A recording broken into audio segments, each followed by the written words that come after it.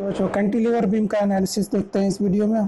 तो पिछला वीडियो में हमने सिंपली सपोर्टेड बीम का एनालिसिस देखा था और टाइप ऑफ बीम देखा था, टाइप ऑफ सपोर्ट देखा था और इक्विलिब्रियम फोर्स और इसके डिटर्मिनेशन देखा था। तो ये आई थिंक आपका लास्ट टॉपिक होगा, एनालिसिस ऑफ कैंटिलीवर बीम। बच्चों हमने पूरा सिलेबस कवर किया हुआ है, ये टू जेड ऑल पूरा आपका सिलेबस कवर है, कहीं कुछ हमने छोड़ा नहीं है।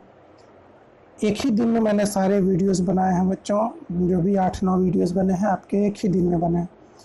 उसके पहले मैंने नोट्स बनाया था और नोट्स यकीन मानिए मैं चाहता तो मैं लिख भी सकता हूँ आपके सामने डायरेक्ट, लेकिन मैं इसलिए नहीं लिख रहा हूँ क्योंकि लिखने में just multiply by 3 times extra लगेगा, 3 गुना समय ज़्यादा लगेगा।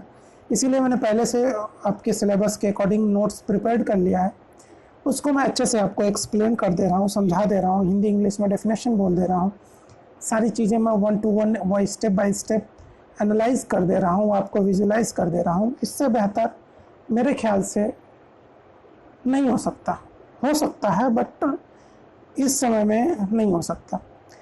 तो चलिए, जो भी पॉसिबल वे है I am trying my best, मैं अपना बेहतर करने का कोशिश कर रहा हूँ। फिर भी अगर कोई आपको कमी नज़र आती हो तो आप बेशक कमेंट में कर सकते हैं कि सर ये प्रॉब्लम है, ये समस्या है, ये नहीं समझ में आ रहा है। तो मैं आपको फिर से जो भी डाउट होगा वो डाउट सेशन क्लासेस में 1-2 वीडियोस डाउट सेशन के रख लूँगा, ठीक है। उसमें जितने भी डाउट है मैं मेंशन कर लूँगा बच्चों के और मैं एक क्लास ले लूँगा, ठीक है। एनालिसिस ऑफ कैंटिलीवर बीम देखते हैं, कैंटिलीवर बीम का विश्लेषण। तो बच्चों क्वेश्चन सही देखते हैं।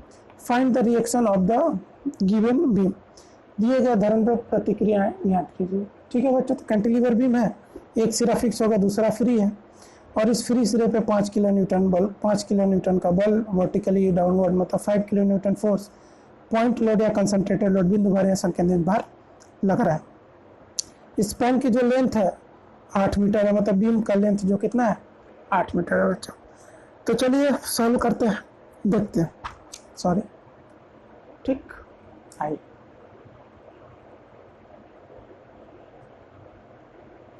तो मान लेते हैं ये 5 किलो न्यूटन का जो फोर्स है, पॉइंट फोर्स है, वो फ्री एंड पे लग रहा है।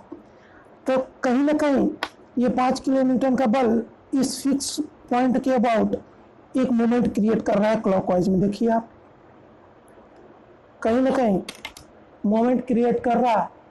देखिए ये 5 किलो न्यूटन का बल क्लॉकवाइज मोमेंट क्रिएट करने की कोशिश कर रहा है। तो जो फिक्स सिरा है वो क्या करेगा, वो चाहेगा कि फिक्स हो, वो तो टूटे ना, बीम में फेलियर ना हो।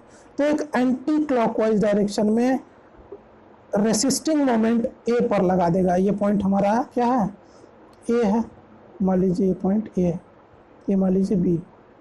ए पर एक anti clockwise resisting moment M A लगा देगा। किसके इक्वल होगा ये, बिल्कुल 5 × 8। मोमेंट क्या होगा यहाँ से, मोमेंट क्या हो जाएगा, मोमेंट एट ए कितना हो जाएगा 5, मोमेंट फोर्स इंटू डिस्टेंस यानी 8, मतलब कितना 40 किलो न्यूटन और मीटर, 40 किलो न्यूटन मीटर का मोमेंट लगेगा, ठीक है बच्चों। अच्छा, तो ये क्लॉकवाइज करेगा तो उतना ही एंटी क्लॉकवाइज आएगा ताकि बीम स्टेबल में रहे। रिएक्शंस पूछा है तो रिएक्शंस देखते हैं, तो 2 होंगे। पहला हॉरिजॉन्टल रिएक्शन होगा और दूसरा वर्टिकल रिएक्शन होगा। तो हॉरिजॉन्टल रिएक्शन हॉरिजॉन्टल फोर्स को बैलेंस करेगा, ये vertical upward reaction vertical downward reaction को बैलेंस करेगा, ठीक है।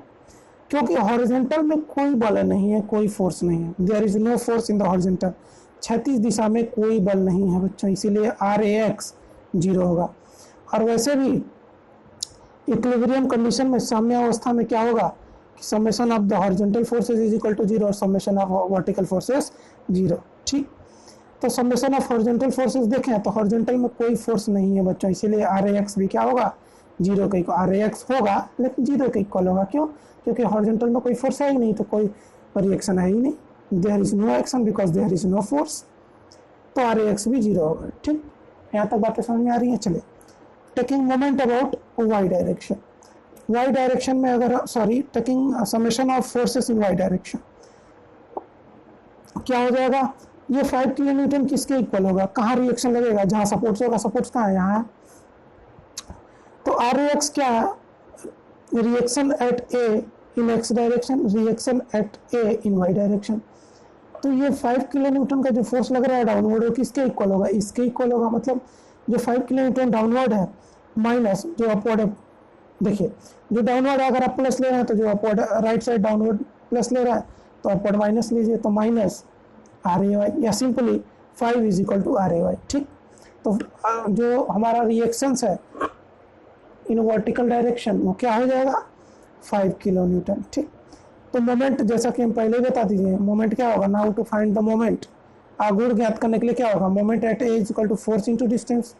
फोर्स कितना, 5 किलो न्यूटन का, डिस्टेंस कौन सा, इस फोर्स का इसके अबाउट, क्यों, क्योंकि इसी पे मोमेंट आएगा, तो ए के अबाउट, ए का डिस्टेंस कितना है इस फोर्स का, 8 मीटर, तो फोर्स 5 किलो न्यूटन और डिस्टेंस 8, तो मोमेंट क्या आ जाएगा, moment at A 40 kilo newton metre.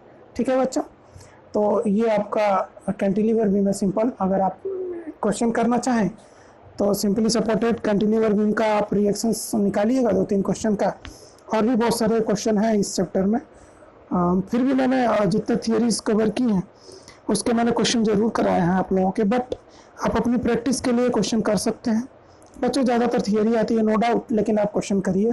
Question मैंने कराए हैं, हर एक टॉपिक का मैंने क्वेश्चन कराया है, आप क्वेश्चन और करिए ताकि आपकी प्रैक्टिस और अच्छी है। ठीक है बच्चों, तो अब आप कहेंगे कि सर इम्पोर्टेंट क्वेश्चन, क्यों कहेंगे ना, चलिए इम्पोर्टेंट क्वेश्चन दे देते हैं। इम्पोर्टेंट क्वेश्चन देख लेते हैं इसी चैप्टर का, क्योंकि इसके पहले हमने सारे क्वेश्चन दिए हुए हैं। जैसे ही चैप्टर ख़त्म होता है मैं 4-5 क्वेश्चन दे देता हूँ, और वो इम्पोर्टेंट नहीं कह सकता उसको बच्चों। मैं हमेशा कहता हूँ कि वो इम्पोर्टेंट क्वेश्चन नहीं है, मैं क्वेश्चन को ऐसा फ्रेम करता हूँ, सिलेबस को ऐसा क्वेश्चन के फॉर्म में फ्रेम करता हूँ कि पूरा सिलेबस उसमें आ जाता है। आप ध्यान से अगर देखेंगे तो यकीन मानिए उसमें एक भी डेफिनेशन तक नहीं छूटता है मेरे क्वेश्चन में। 4-5 क्वेश्चन जो भी मैं देता हूँ वो पूरा सिलेबस को मैं देख करके क्वेश्चन खुद बनाता हूँ और आपको देता हूँ, ताकि आपका पूरा सिलेबस भी कवर हो जाए और आप ये जान सकें कि क्वेश्चन किस तरह का आता है। ठीक है बच्चों, तो चलो क्वेश्चन देख लेते हैं इस चैप्टर का, क्योंकि इसके पहले हमने सारे क्वेश्चन दिए हुए हैं, बस इसी चैप्टर का बचा है।